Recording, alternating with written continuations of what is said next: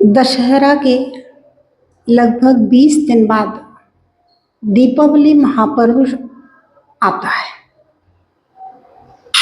दीपावली एक ऐसा महापर्व है जो प्रत्येक संप्रदाय में देश विदेश सब जगह मनाया जाता है।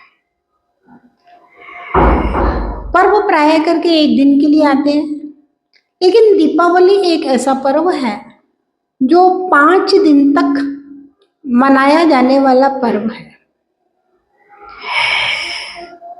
नवदुर्गा जहाँ से शुरू होता है और दीपावली के 15 दिन बाद तक अष्टमी महापर्व तक वर्ष में जो ये 1.5 महीने का समय है, मंत्र जाप के लिए, मंत्र सिद्धि के लिए, किसी भी प्रकार की विघ्न बाधाएं अगर व्यक्ति के जीवन में हैं तो उनको दूर करने के लिए, विशिष्ट जाप के लिए, अथवा किसी का किसी से दुश्मनी है तो उसको उसके ऊपर बाधा पैदा करना है तो उसके लिए भी, क्योंकि दीपावली के पर्व के समय मंत्रों के माध्यम से बाधाएं दूर भी होती हैं और उसी समय में बाधा में किसी को डाला भी जाता है। इसलिए कहते हैं कि नवदुर्गा जब से शुरू होती है और जब तक कार्तिक शुक्ला 11 ना आ जाए तब तक कोई गर्भवती स्त्री को घर से बाहर निकलने के लिए मना किया जाता है।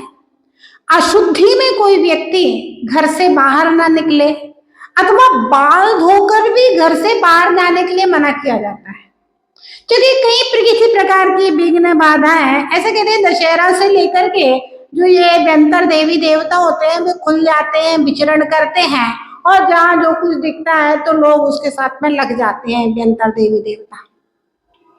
सावधानी रखें। और दीपावली के इस 1.5 महीने के समय आप अपने जीवन में कोई भी विशिष्ट मंत्र का जाप कर सकते हैं। नवदुर्गा से ये काल शुरू होता है और 11 और पूर्णिमा तक चलता है। शरद पूर्णिमा में विशिष्ट सरस्वती मंत्र के जाप किए जाते हैं। धनतेरस, चतुर्दशी, अमावस्या, एकम और दोज, इन 5 दिन विशेष रूप से मंत्र जाप के लिए कहे गए हैं। अब आप देखिए, जिसको आप धनतेरस कहते हैं वह धनतेरस नहीं है, वास्तव में वह धन्यतेरस है, वास्तव में वह ध्यान तेरस है। कार्तिक कृष्णा त्रयोदशी का जो दिन था उस दिन भगवान महावीर स्वामी अपने समोसरण का त्याग करके योग निरोध के लिए विराजमान हो गए। मतलब कार्तिक कृष्णा त्रयोदशी के दिन समोसरण का अंतिम दिन था। आपको पता है कि भगवान के समोसरण में 10 प्रकार के कल्प वृक्ष होते हैं, जिनमें भोजनांग जाति के कल्प वृक्ष सबको तरह तरह का भोजन दिया करते हैं। पानांग जाति के कल्प वृक्ष तरह तरह की पीने की जूस वगैरह वगैरह सारी चीजें दिया करते हैं। वस्त्रांग जाति के कल्प वृक्ष तरह तरह के सुंदर वस्त्र दिया करते हैं।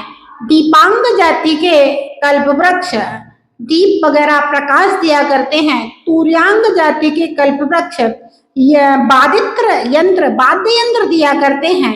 इस प्रकार से आलयांग जाति के कल्प वृक्ष मकान वगैरह दिया करते हैं और भूषणांग जाति के कल्प वृक्ष आभूषण वगैरह दिया करते हैं, रत्न आदि दिया करते हैं। इस प्रकार से 10 प्रकार के कल्प वृक्ष से जीवन में उपयोगी संपूर्ण वस्तुएं मिल जाती। अब विशेषता देखिए, जब भगवान महावीर का समोसरण होगा और धनतेरस के दिन, जिसको आप धनतेरस कहते हैं, वास्तव में वह ध्यान तेरस है, धन्य तेरस है, उस दिन जब अंतिम भगवान का समोसरण हुआ तो जो मिथ्या दृष्टि जीव, यानी जो भगवान के स्वरूप को नहीं समझते हैं, केवल धन संपत्ति लेने ही जाते हैं समोसरण में, उनको लगा कि आज अंतिम दिन है, समोसरण के निशानी के रूप में कुछ कुछ अपने घर ले जाओ। लेकिन जो भगवान महावीर के भक्त हैं वो देखते हैं कि भगवान की दिव्य ध्वनि खिलना बंद हो गई है और भगवान अब योग निरोध के लिए विराजमान हो गए हैं। योग निरोध के लिए विराजमान होने के बाद में कोई भरोसा नहीं भगवान को कब मोक्ष की प्राप्ति हो जाए और भगवान महावीर हमारी आंखों से ओझल हो जाए। और एक बार भगवान सिद्धालय में पहुंच गए तो फिर वापस आने का कोई काम नहीं है। अनंत काल के लिए, हमेशा हमेशा के लिए भगवान महावीर सिद्धालय में ही रहेंगे। ये जैनों का सिद्धांत है और यही सत्य है। तो जब योग निरोध भगवान करते हैं, फिर भक्त, कौन भक्त? राजा श्रेणिक, सौधर्मेंद्र और भी बहुत सारे भक्त एक पलक होकर के भगवान को देखते हैं और निरंतर भगवान की पूजा आराधना करते हैं। न जाने कौन क्षण भगवान चले जाए।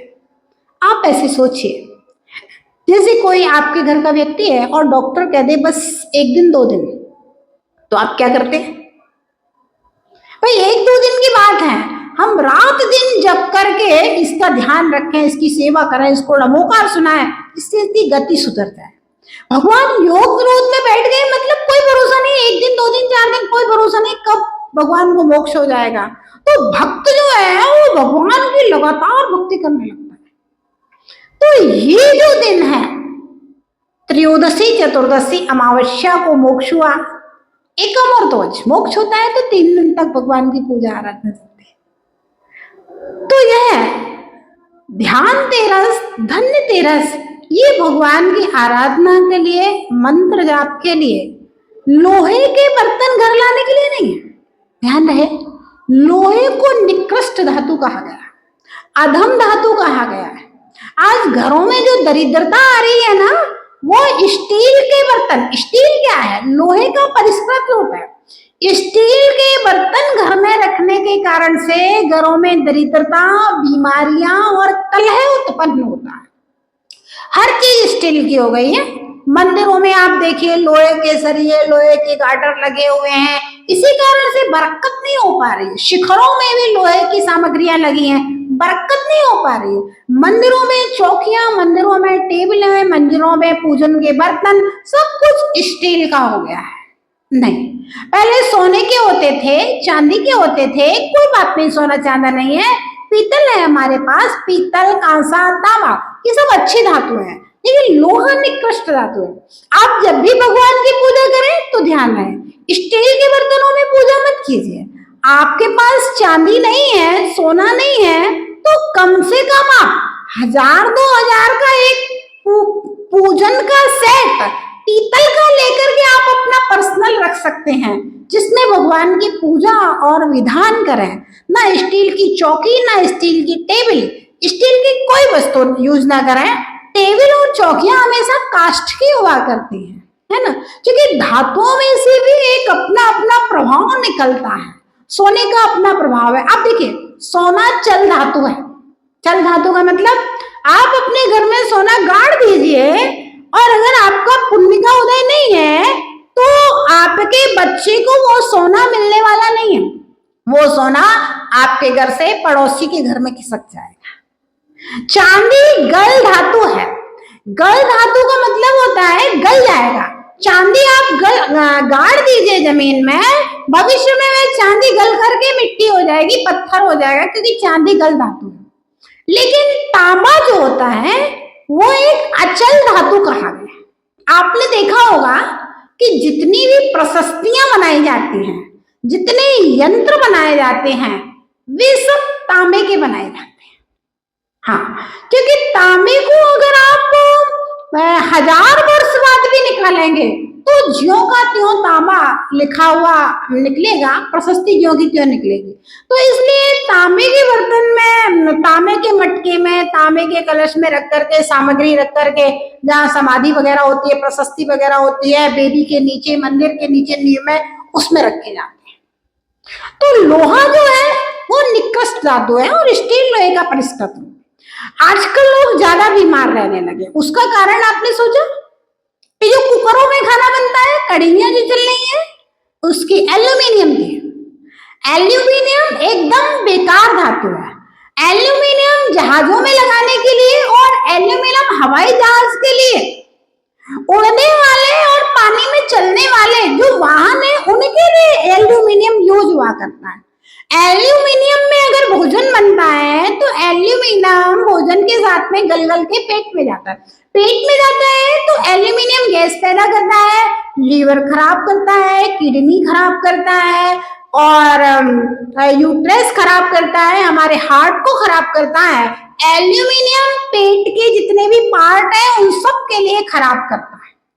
अब देखिए, भारत में पहले कभी एल्यूमिनियम यूज नहीं हुआ करता था, नीच धातु में एल्यूमिनियम यूज हुआ करता था।